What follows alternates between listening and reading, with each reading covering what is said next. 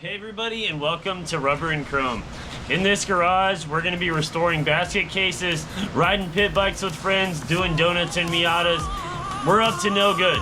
But thank you for subscribing, like this video, and let's get to it.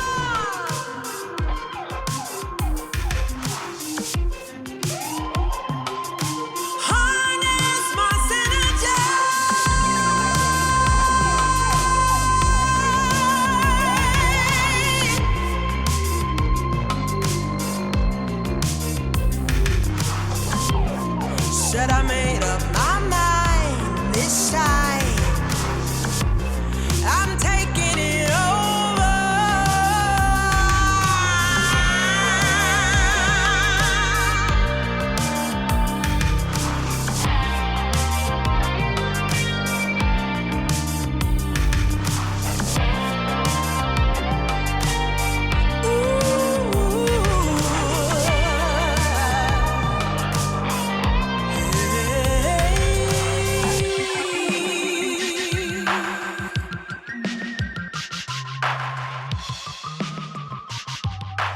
A little bit of bad news.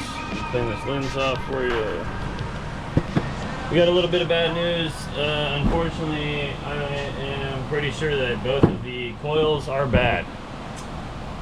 I tested the stock Harley-Davidson coil. I'm not getting any ohm reading from either connections. Top points, in points, out points, vice versa. Try flipping them. Doesn't matter. Not getting anything. What I am getting is the ohm meter at 20,000. Sorry, I know y'all probably can't hear me. With the ohm meter at 20,000, we are getting a reading of 18 to 19 on the coil out. 18, 9, 19, 17. And this is at 20K, so mind you, that's 17,000 ohms. So that reads all right. But when we go to test the outside,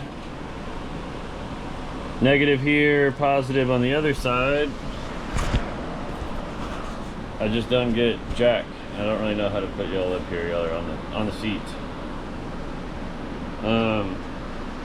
And I don't really know how to show y'all this. I don't have three hands. I get a reading of two. See, that was 16. Where'd that 16 come from? 4, 12. See, 12. There's 13. 14. See, but it's going down like pretty rapidly. And you're supposed to measure this one at 2K, I believe. So at 2K, I'm getting like 0.1.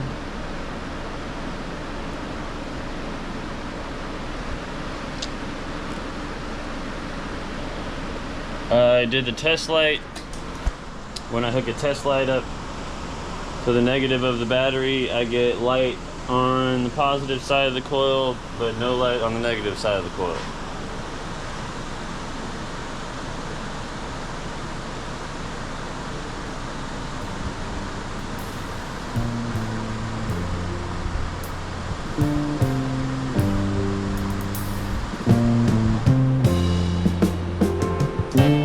I'm confused.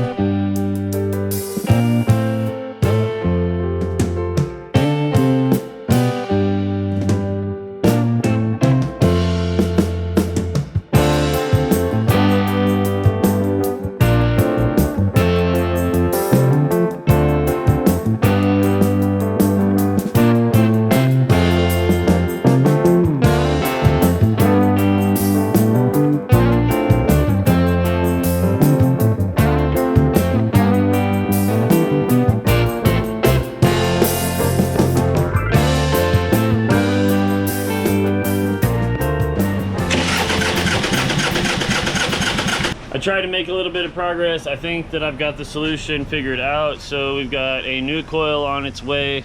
Hopefully we can get some spark to this thing. Throw the primary back on. And then we've got foot controls. We've got both the mid pegs, but I'm waiting on a clutch lever. Already have the brake control for the mid controls. Rear brake pedal. Just need to... Ooh, what is up, everybody? We've got a little bit different of a video for you today. We are in the shop. Instead of working on motorcycles, we are working on a homie's car. A 2006 Ford Escape. We're doing a power steering pump replacement. So as you can see, we've already got passenger wheel off. We've already got the cover off so that we can access the serpentine pulley, or serpentine belt, I'm sorry, get to the tensioner pulley. Got the belt off. Now we just pulled the AC compressor down. Didn't disconnect any of the hoses or lines, just the bolts, so that it gets it out of the way to get up to the power steering pump. Yeah, so a little bit different of a video today, but thought I'd pick up the camera anyway. And yeah, while we go through it, show you some more stuff. My buddy Lane's in here with me today, giving me a hand. So yeah, let's get to it. Daydream my way to you.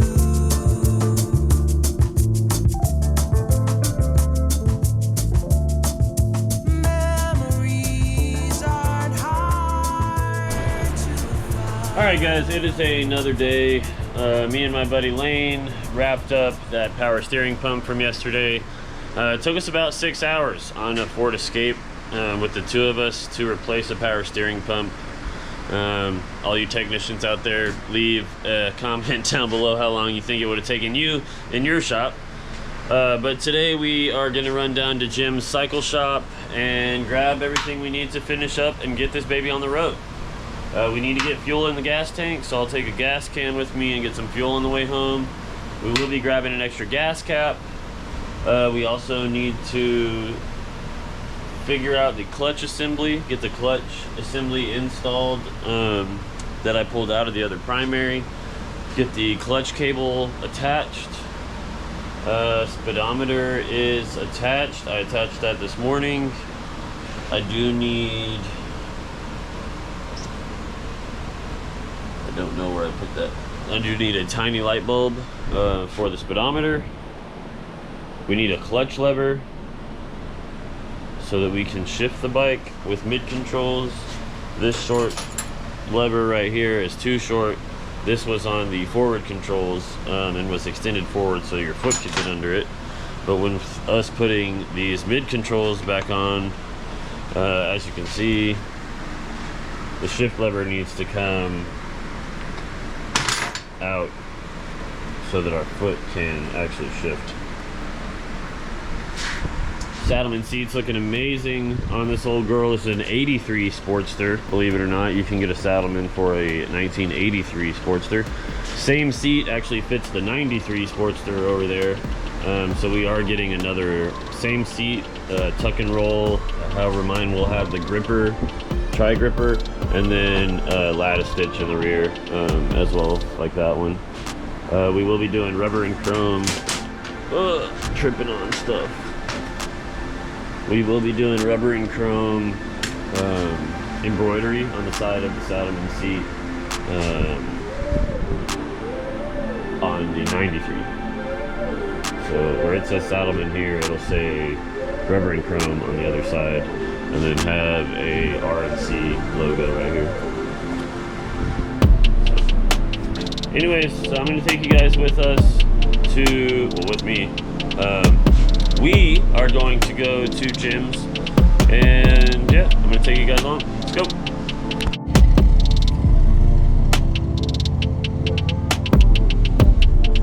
Alright guys, just got to Jim's. I'm about to go inside and look for this gas cap and probably talk to one of our buddies, Henry, up here. Kind of get his outlook on what else he thinks we need to do to this thing. I know I need fluid, so I need to get some oil put in it today. I need to get, once I fix the clutch in the primary, I will then get the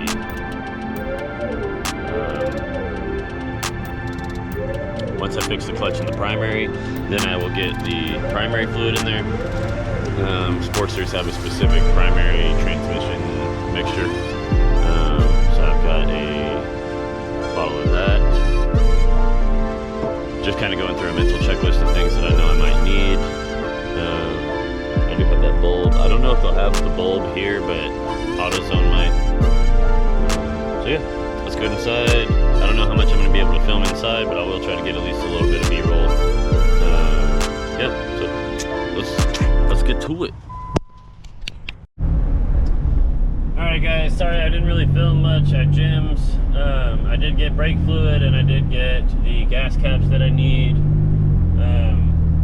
I did talk with Henry about some of the clutch cable issues I was having, and he thinks that we can kind of make some adjustments to those and get those working. Oh, sorry for the weird framing. I'm also trying to drive and film. Anyway, so I think I can do some clutch adjustments and get the clutch working.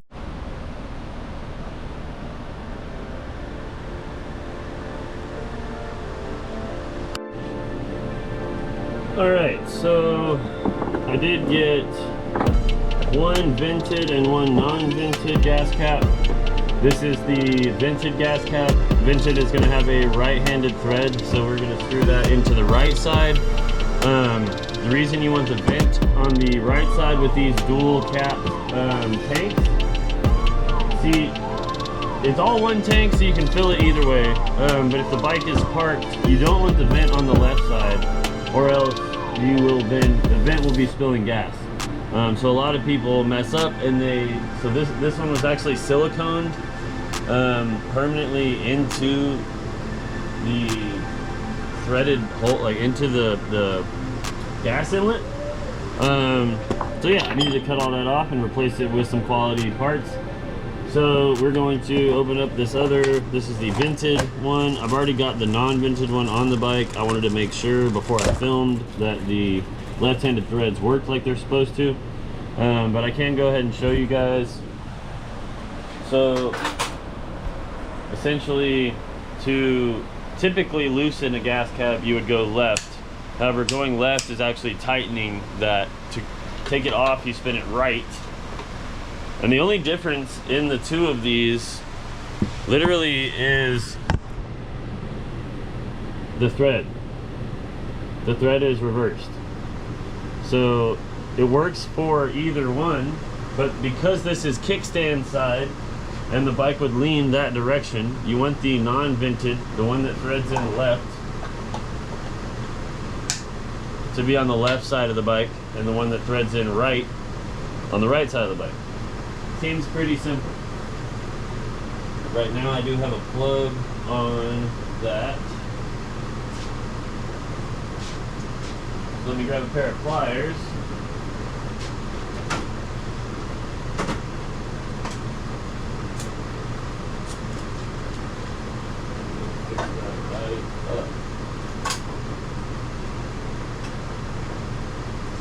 I know you guys probably can't see what's going on. Let me get the camera placed over here. Maybe that'll work right there.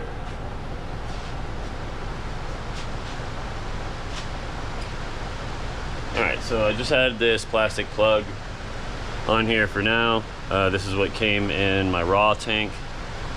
My raw tank, the King tank for the Sportster for this other build, actually takes the same type of cap.